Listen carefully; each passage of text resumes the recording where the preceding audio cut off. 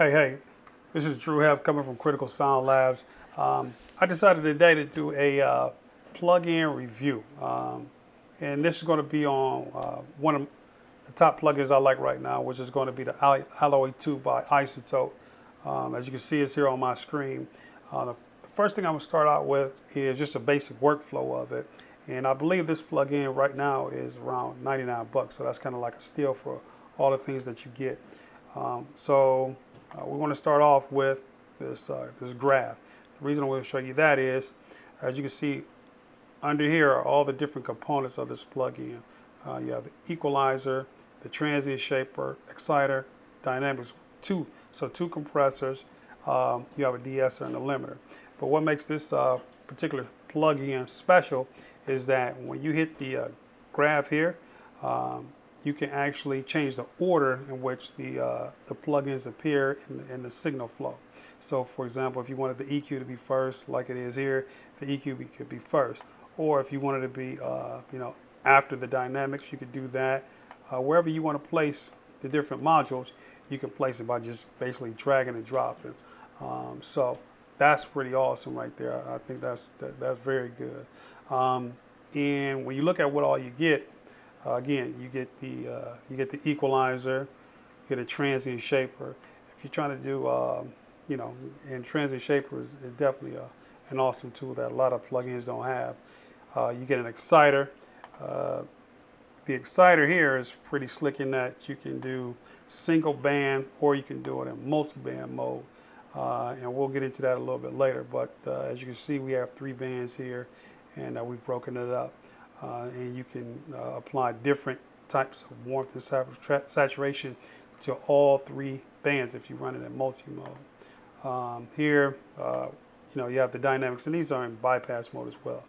You have a compressor, gate, your typical controls here, threshold, so on and so forth, your ratio, tech release, things of that nature.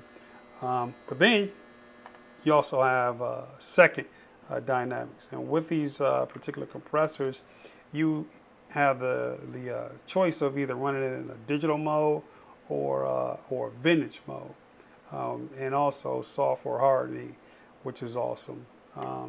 Moreover, you even have an auto gain, so it will automatically increase the gain as you start to compress, and vice versa when you release it. So that right there makes this plugin well worth the 99 bucks I believe it is on sale right now. So right now, pretty much I have every module in bypass mode, and I have a drum loop basically playing right now, and I'm going to go through each module for you, so you kind of like see what each module is capable of, and then again I'm going to stack the order in which these flow for myself. So with this, we're not going to be using that. We could use that. So, okay. So the first module that we'll deal with is the exciter, and then we're going to run it in multi-mode. So as you can see, previous to this, I already made some adjustments to it. Okay, so let's dig into it. So as you can see, as soon as I took this out of bypass mode, you can see there was a difference in how the plugin sounds. So let me bring the drive down off of each one of these, and basically kind of bring these back to 0. So let's start with the high band, and these are adjustable as well. These bands are adjustable. So that's another big thing about these. They are adjustable. So let's look at this. So we're dealing with the high band here. That's more of a tube type of thing. Let's add some drive to it. A little exaggerate a little bit. So if you listen to the high end of that kick drum, you'll hear the difference in the saturation or whatever.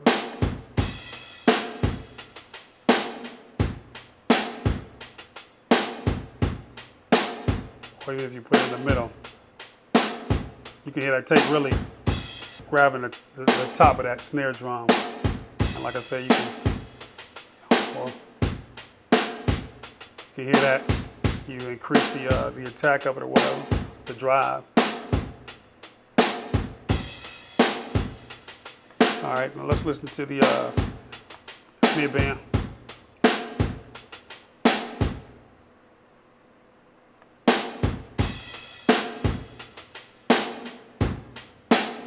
So you can really hear what it's doing, and then we'll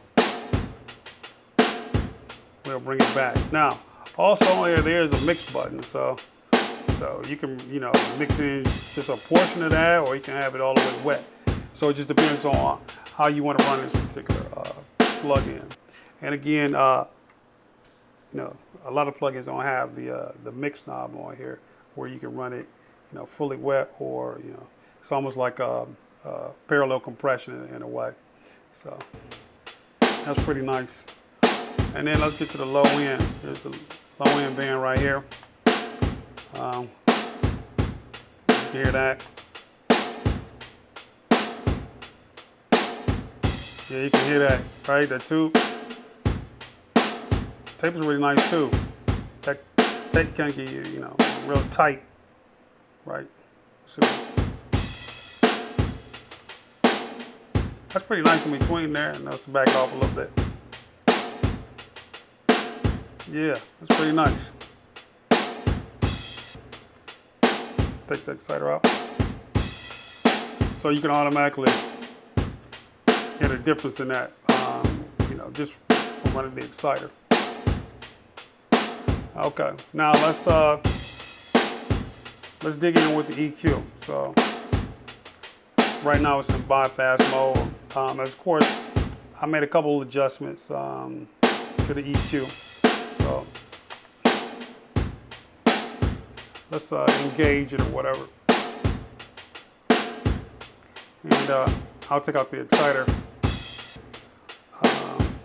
And again, you can bypass each one of these modes to see what exactly they're doing.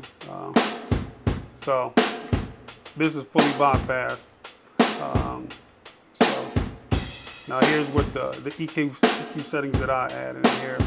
Of course, I did the typical, added a little 60, took out some 500. That usually gets rid of a lot of mud. What is that about? What is that? Almost 4K right there at the top. Just to give a little bit of the top of it, a little bit beater. Okay. Just give you a little of that. But the EQ is, as you can see, we just make subtle movements, and it does what it does. There's nothing in the EQ that you have to really, tug on or whatever. Get it to sound pretty decent. So we can back and bypass. As well as, here's the other part. Now, the transient shaper, let's put that back in bypass. So you hear this. So with the transient shaper, I'll reset it. Now, sometimes you'll get a kick drum that just too much on the back end part of it. So you can, tighten it up a little bit like that. I'll over exaggerate it for you. You want to tighten it up, that kick drum.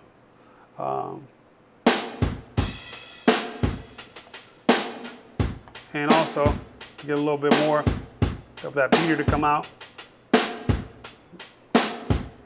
We'll increase the attack there, and then I'll put it back in bypass mode.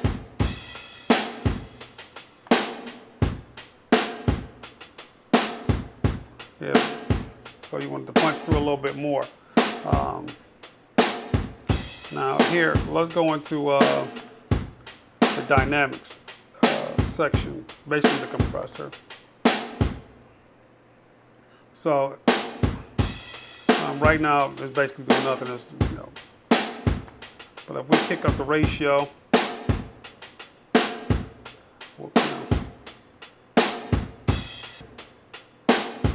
4:1. And so, as you can hear it, the kick drum starts to tighten up.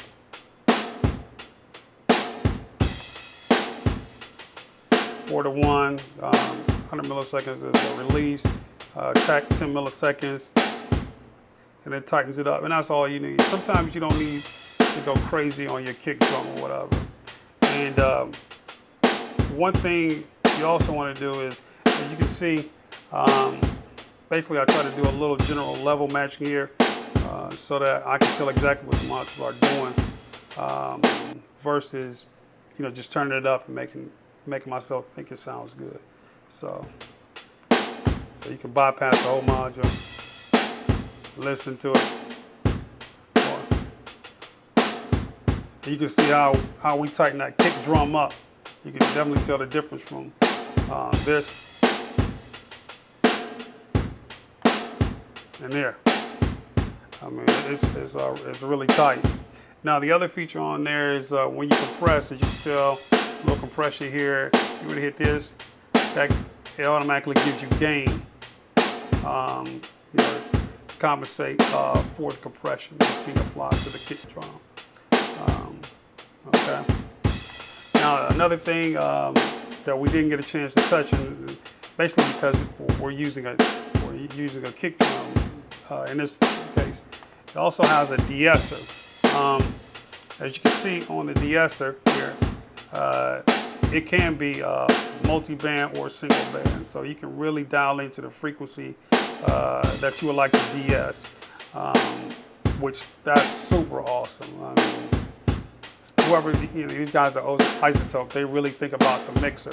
And again, if you're a guy that wants to get into a plug-in, but you just don't necessarily have a lot of money, but you want something that sounds excellent and you can really sculpt the sound for your particular production, and just to make it happen, this would be a great plug-in to use. So this is a demonstration of the Alloy 2.